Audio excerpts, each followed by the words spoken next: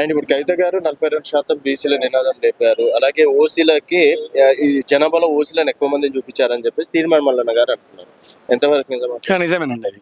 ఎందుకంటే గతంలో కేసీఆర్ గారు చేసినప్పుడు మరి 8% ఉన్న ఓసీలు ఈరోజు రేవంత్ రెడ్డి గారు చేస్తే మరి 13% అయింది.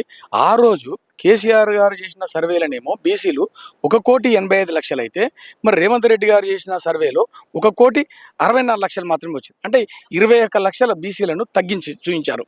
అదేవిధంగా ఆ రోజుకు ఈ రోజుకు ఓసీలను 16,00,000 మందిని ఎక్కువ చూపించారు. ఇప్పుడు మరి ఇంతమంది మరి ఓసీలు 16,00,000 ఎట్లొచ్చారు, మరి 24,00,000 మంది బీసీలు ఎట్లా తగ్గిరో ఇట్లా మరి రేవంత్ రెడ్డి గారు చెప్పాల్సిన అవసరం, బీసీ సామాజిక వర్గాన్ని చెప్పాల్సిన అవసరం ఇట్లా ఉంది.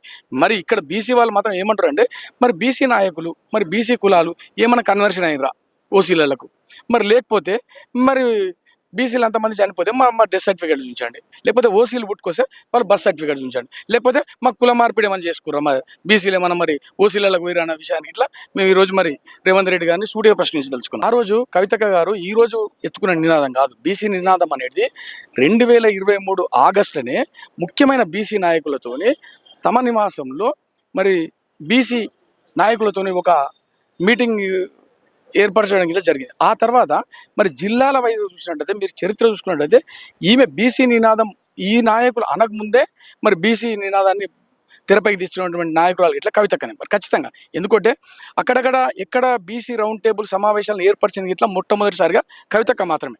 డెడికేషన్ కమిషన్ మీద క్వశ్చన్ చేసింది కవితక్కనే, రీసర్వే మీద క్వశ్చన్ చేసింది కవితక్కనే. 3 బిల్లులు ఈరోజు ముఖ్యంగా ఇంకొక విషయాన్ని ఈరోజు 3 బిల్లులు తేవాలని పట్టుబడుతుంది ఇట్లా కవితక్కనే. విద్య రాజకీయ బిల్లులు సెపరేట్ బిల్లులు తేవాలంటుంది. మరి ఉద్యోగంలో 46%, మరి విద్యలో 46%, మరి రాజకీయంగా 51% రిజర్వేషన్లు ఇవ్వాలని చెప్పేసి సెపరేట్గా 3 బిల్లులు తెస్తేనే బీసీలకు న్యాయం జరుగుతుందని చెప్పేసి ఇట్లా కవితక్క మాత్రమే చెప్తుంది. మరి దీనికి ఇట్లా ఎవరు మరి చెప్పట్లేదు. ఈరోజు నిజంగా కవితక్క బీసీల గొంతుకై మరి బీసీలకు అండదండగా ఉంటామని చెప్పేసి ఇట్లా తెలియజేయడం నిజంగా బీసీలు చాలా హర్షిస్తున్నారు.